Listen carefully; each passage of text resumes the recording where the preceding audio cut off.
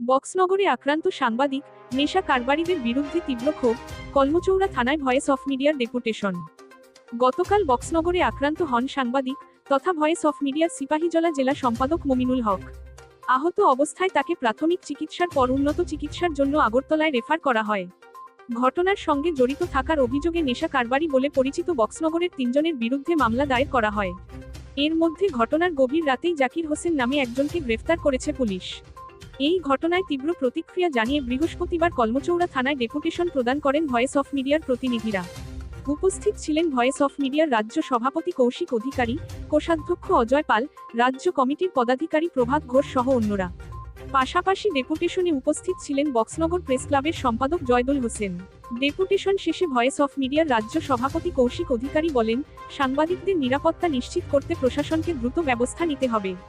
অন্যদিকে কলমচৌড়া থানার OC narrow Gopal দেব জানিয়েছেন, বাকি অভিযুক্তদের গ্রেফতারের প্রচেষ্টা চলছে, খুব শীঘ্রই সবাইকে আইনের আওতায় আনা হবে।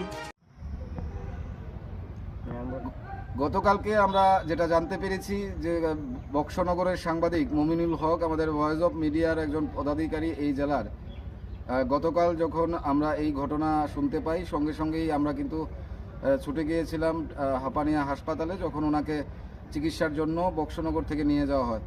আজকে আমরা বক্সনগর কলমচৌড়া থানায় ওসি মহোদয়ের সঙ্গে ভয়েস অফ মিডিয়ার এক প্রতিনিধি দল এবং বক্সনগর প্রেস ক্লাবের সম্পাদক যিনি রয়েছেন জয়দুল হোসেন, উনিও আমাদের সঙ্গে ছিলেন। আমাদের সঙ্গে আমরা এতক্ষণ কথা বললাম বক্সনগর কলমচৌড়া থানার ওসির সঙ্গে। ওসি মহোদয় আমাদের যেটা জানিয়েছেন এবং যেটা আমরা জানতে পেরেছি যে গতকাল রাতেই যে একজন আসামি জাকির হোসেন 3 জনের মধ্যে একজনকে পুলিশ গ্রেফতার করেছে এবং আজকেই সোনামুড়া আদালতে ওনাকে প্রেরণ করা হয়েছে।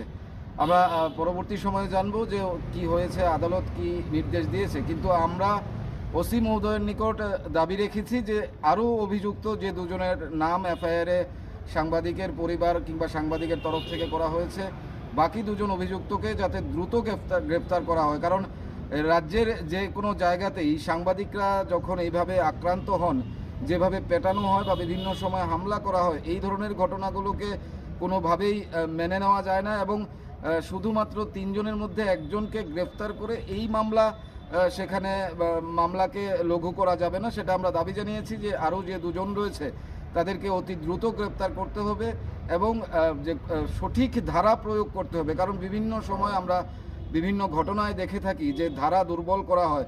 ওসি মহোদয় আমাদেরকে বলেছেন যে তিনি যেভাবে যে ধারা দিয়েছেন, যাকে গ্রেফতার করে হয়েছে, সেটা আইনিগতভাবে যথোপযুক্ত ধারা তিনি দিয়েছেন। এখন আদালত সেখানে সিদ্ধান্ত নেবে। কিন্তু আমাদের মূল দাবি হলো যে 3 জন অভিযুক্তের নাম রয়েছে, বাকি 2 জনকে গ্রেপ্তার করতে হবে। না হলে আগামী দিনে কি কর্মসূচি গ্রহণ করা যায় তা ভয়েস অফ মিডিয়ার তরফ থেকে আমরা করব।